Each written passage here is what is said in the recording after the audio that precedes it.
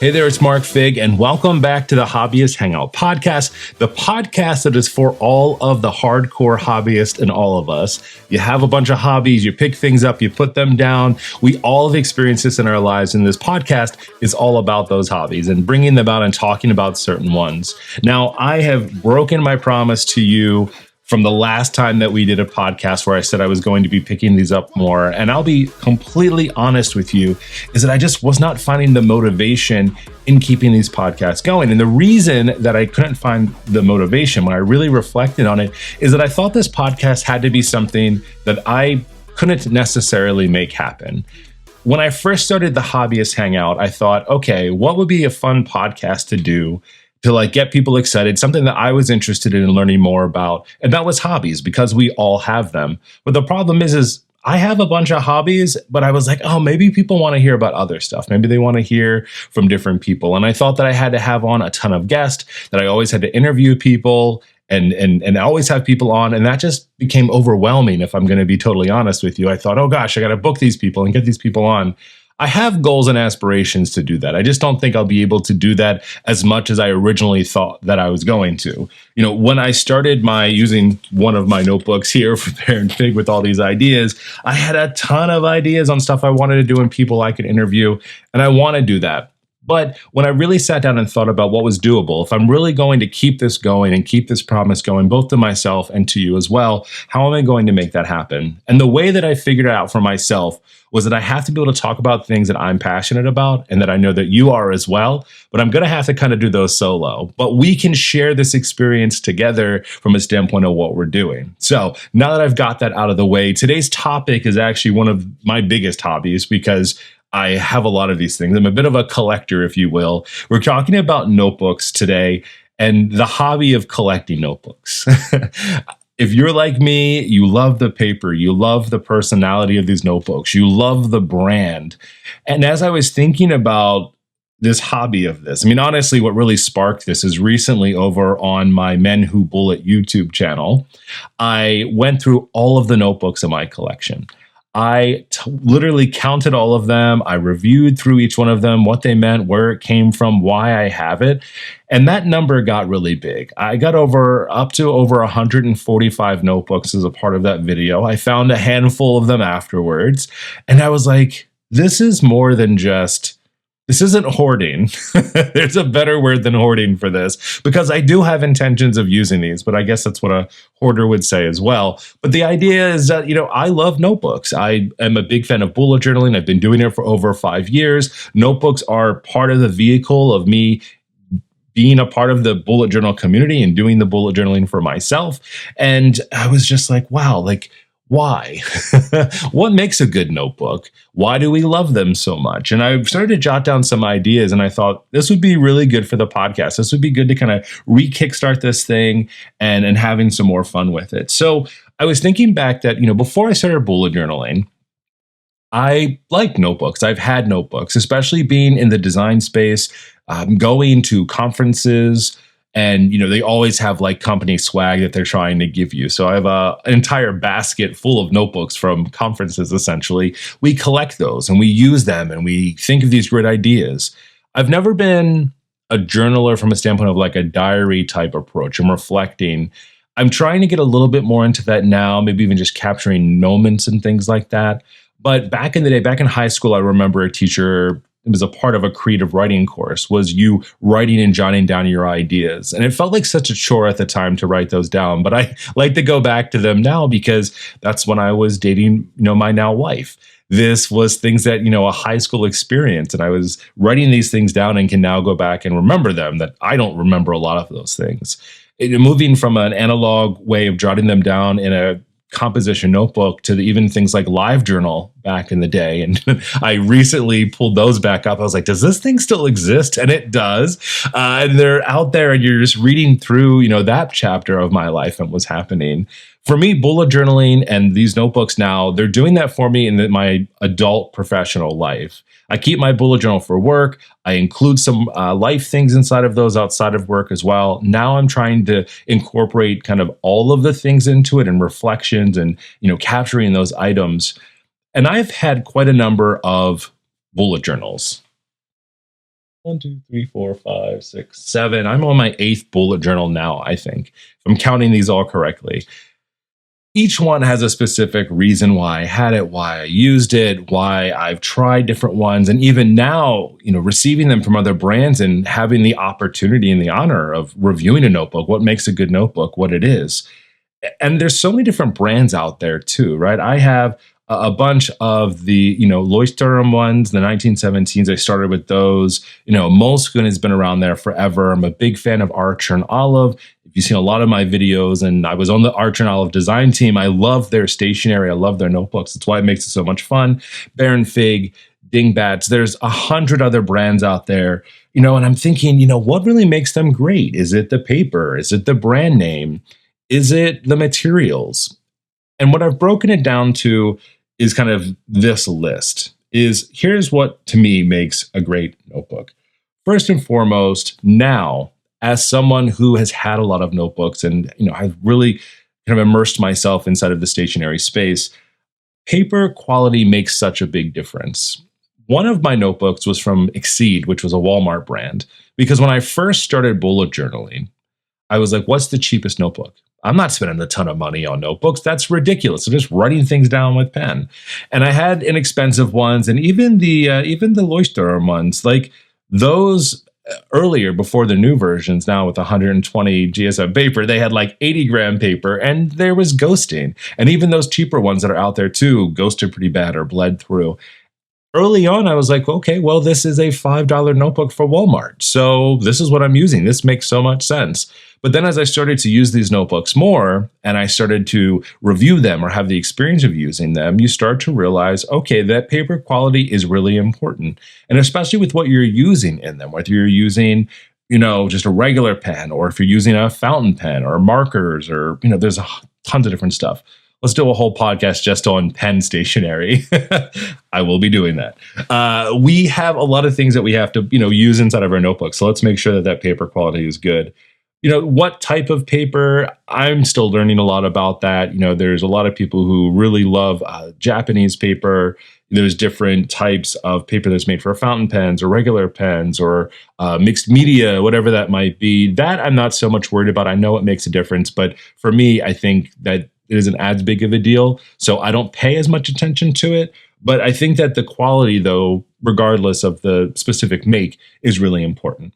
The size is also really important as well. Size does matter, especially with notebooks, because you're trying to figure out what's going to work best for you. I've used pocket-sized notebooks before. I've used the general A5, which is kind of your standard notebook. I'm currently in a B5, which feels massive. And there's even larger notebooks than that. But the size definitely does matter, because what you're putting into it, how you're carrying it, where you're using it. Is it just at home on your desk? Do you commute to work and take that along with you? If you are writing, diary entries, the security of that. Does it have a lock on it? Where do I keep it? What can it fit into if I am trying to hide it? Are all important things. So the size does really make a big difference.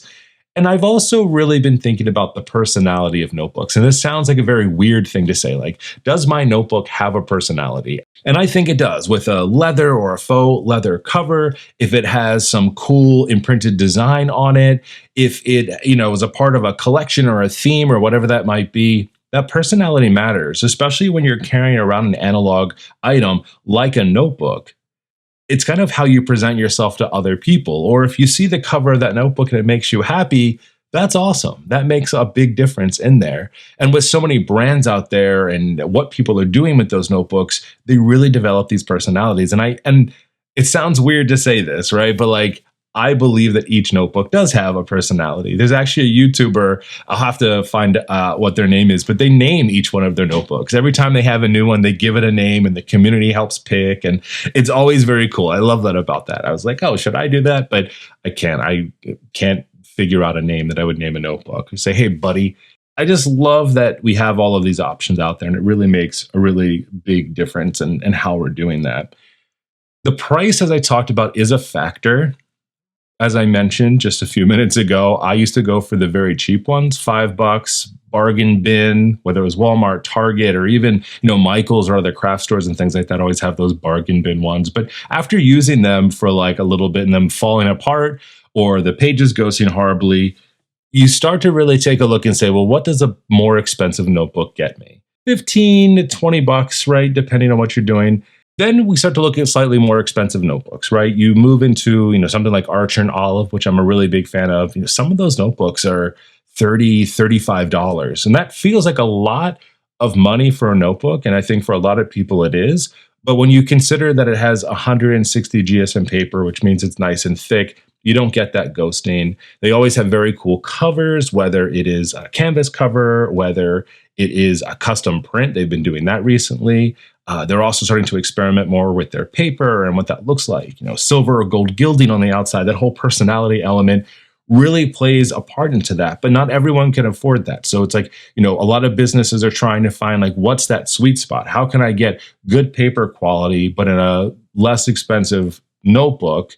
And will people buy it, especially when it's flooded with so many other notebooks inside of the community? It tends to be a lot. And I can say this because I am very fortunate, and maybe I have a slightly different, perspective on this because I'm fortunate. People send me notebooks to review. It's a really exciting part of being in the stationery community and having what I would call a successful, YouTube and Instagram channels and things like that, is that people start to trust you in what you have to say. And I always give my honest approval, whether I'm being paid or whether I'm gifted a notebook. I want to let you know what's good. And I'm letting you know from my perspective, right? If I'm drawing in this or using a certain pen and it's bleeding through the page with a regular ink pen, I'm going to tell you not to buy it unless you do just want a cheap notebook. Then, hey, you do your own thing.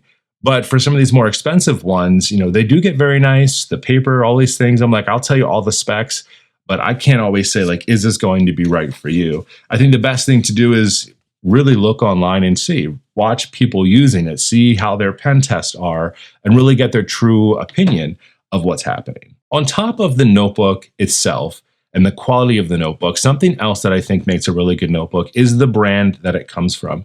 I can speak mostly to Archer and Olive because I've been on the design team. I was fortunate to get to know Bonnie like really early on when she was just kicking the notebook part of this up, and other friends of mine were getting involved too. And it was so cool to see somebody who had like a wedding stationery store, which was the original way of like Archer and Olive, and grow it into what it is now, which is a pretty big stake, I feel like, in the community, at least from my perspective. But you have Bonnie who, shows that personal side of herself, shares why she does this and why it's important to her.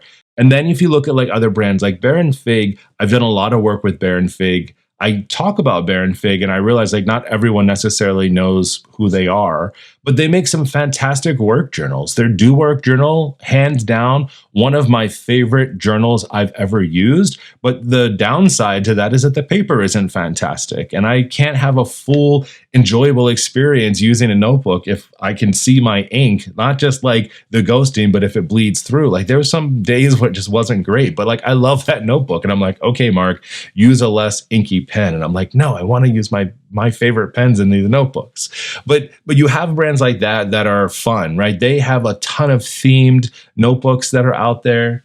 I think some of their most famous ones are like the Clear Habit Journal, right? Working with James Clear and creating like a habit notebook.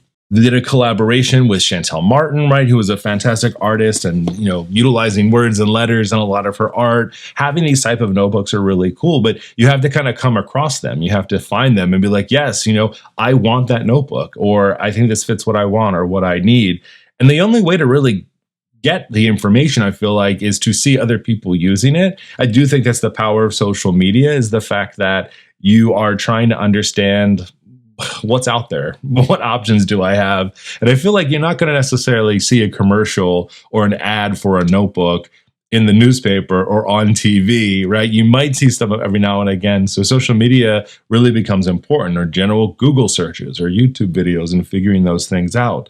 But it's the way that the brand is representing itself out there that makes it fun, makes it exciting, makes it professional, makes it whatever you need it to be. And I find that to be really important. How many of, other brands are out there that are not doing nice things in the community or taking advantage, and people get wind of that and they're like, canceled, right? They're like, I am not doing that. But what are they putting out there? How are they really coming to the table and representing themselves? Are they doing it maliciously, or are they doing it just because they know that their users are going to love things like that? Like, where is it coming from? And I think even with brands like Bullet Journal, like Bullet Journal proper, right? bulletjournal.com, Ryder Carroll. I think that's another really interesting example of notebooks because for a very long time, right, they had their Leuchtturm notebooks when they created their own like Bullet Journal version. But before they created their own notebook out there, I feel like that's all you really saw like Ryder using in a lot of those early photos and videos was like that was the notebook. So going with that brand made a lot of sense. So now you're kind of mixing two things together where you have, you know, Bullet Journaling as the brand mixed with a notebook brand and saying, okay, is this going to work well together? Some of the more exciting notebooks right now are like the actual Bullet Journal notebook itself. They have the edition 2 that came out, and it was like they were listening to the community. They knew what they needed. There's been a whole other just world of like Bullet Journal as a whole and the love-hate relationship in the community. Maybe that's another, write that down inside of my notebook as a topic too, because we could talk about that one for a while.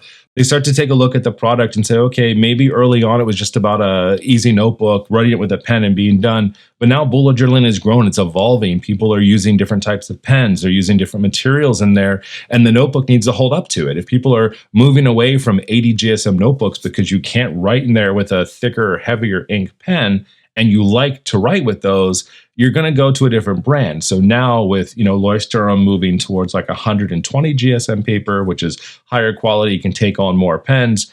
You know, now you're really mixing together a lot of the favorites where Bullet Journal, for instance, is mixing really, you know, the directions, how to bullet journal in their notebooks. And it's coming from Leuchtturm, and you get all of the great benefits of it inside of here, right? And you start to like mix those things together and you're like, okay, cool. Bullet Journal is promoting this. I like Bullet Journal's approach. I like those notebooks. Or in my case, I was kind of like, I like Bullet Journal proper and I like Ryder and I like what he's doing, but like, I don't love those notebooks. So it's been interesting for me too, to think about like what my next bullet journal is going to be. Should I try things that are different? And I definitely think that I will. But it makes a really big difference, I feel like, in how we're looking at notebooks. I've also been thinking a lot about, you know, the features of notebooks and what's really important. We talked about paper quality and all of that, but, you know, let's talk about page numbers. How important are page numbers inside of these notebooks, especially when bullet journaling? Super important. It's one of my big things. I mentioned it in a recent video I did on YouTube about like wants from the community with Archer and Olive, because they have like all these new releases and cool products coming out. And it's like, I want numbered pages in there and they don't have it. And like, okay, well, what's my balance? Great paper. I really like the brand. It's, you know, it's always been successful for me in using that versus another brand that has page numbers in there, but maybe the paper isn't as great. And we go up and down, right? And we have to really think about, well, what am I willing to give up? What do I absolutely must have to be able to do these things? And it's a real balance to try to find that perfect notebook. Now, as we close out today's podcast, I'm going to actually share with you what my perfect notebook looks like. Before I share all of mine, I'd love to hear from you, whether you write them in the comments or hit us up on social media at Hobbyist Hangout or on YouTube. I'll be posting these on my MenWhoBullet channel there. Let me know what your perfect notebook is, whether you already own it or whether you'd like to create your own. I'd love to hear from you. So here is what my perfect ideal notebook looks like. It is 160 GSM paper, nice and thick, bright white, not cream, not meh white, bright white. Want that. I want numbered pages inside of my notebook. I want them on all of my pages in my notebook. I need that. Also, I want my notebook to have dot grid pages from lined and grids and other things. I find dot grid to be the most versatile, and I really love that. I want it to have a built-in index. I absolutely love my index as a part of my bullet journal method. I think it is the brain of the operation, I've said before, and I think it is, so I need to have that. Size-wise, I want the options between an A5 and a B5.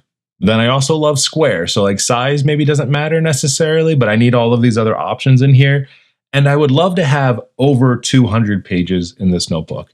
I am personally not worried about how thick my notebook is. There's some people like really thin paper and kind of a low profile. I don't care personally. I want nice thick pages that can hold up the fountain pens and Pitt Artist pens and other favorite stationery. And I want to have over 200 pages because I feel like I blow through notebooks so quickly. So I need to have all of that. I also really want to have cool cover options, whether it's fabric, whether it's faux leather, whether it's some weirdo material. Like I would love to like find different ways to like have fun with those. I think there are some really cool notebook covers, even like the Outlines notebook that is like the weatherproof notebook. Stuff like that is very neat. But I also want to have something that's like a cool business professional. I think about a lot of my favorite notebooks that I've even had from Archer and Olive, and for the most part, those are relatively basic. And even, the Leuchtturms and other ones too. They're blue, they're red, they're black, because I take that to work with me and I want to look professional. But then I also really love to have some of these cool covers and like the little stamp things on the front of it or whatever it might be. So, maybe options are what I'm looking for really there. And I want it to be from a cool brand. I don't want anyone that is, selling their soul to the devil to have a perfect notebook. Do not sell your blood. Do not give your voice to a sea witch, but just be like a cool business owner and be like, hey, I'm creating this notebook because I know that I love these. I value these things as a part of my product. And I know that other people value them as well. And, someone once said to me, like, Mark, why don't you just create your own notebook then? Like, if you have all of these things you want, I'll be honest, I don't know how the hell to do that. I wouldn't even know the first place to start. I would love to create my notebook or like partner with someone to create that notebook. So if you are interested in partnering with me, let me know, hit me up. I'd love to do that. But I think that it's just overall, trying to get a lot of nice things. That planner piece we talk about a lot, right? How do we find a way to be just so excited about the notebook that we use every single day? Like that's what I'm searching for as a part of this. And yes, I have a huge collection. I see these as pieces of art at this point now. It's collecting art, cool covers, new papers, new sizes, meeting new brands, doing things like that. I want that to continue to grow, but simultaneously also find ones that I can actually use. It's nice to have something up on a wall that looks really neat, but I also need it to be functional, right? Recently someone dubbed my style minimal twist. It's minimalist with a twist. Like I also want that from my notebooks. I want them to be able to, look really cool, but have a twist to them that makes them really excited.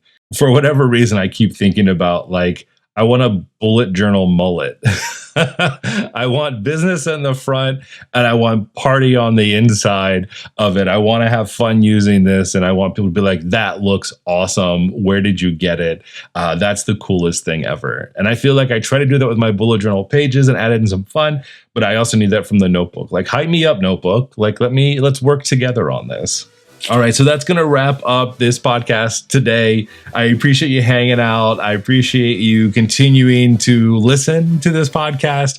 I'm going to try to be more active now that I've come to self-acceptance of what this podcast is going to be. We have a lot of cool things that we can talk about and kind of going into. I think it'd be super fun. Make sure you hit me up on Instagram at Hobbyist Hangout for this podcast. And of course, you can also find all of my bullet journal videos, both on YouTube at youtube.com/MenWhoBullet, and then also my Instagram at MenWhoBullet for more bullet journaling and notebook fun stuff. So I'll talk with you later on. Thanks so much for hanging out for the Hobbyist Hangout. See ya.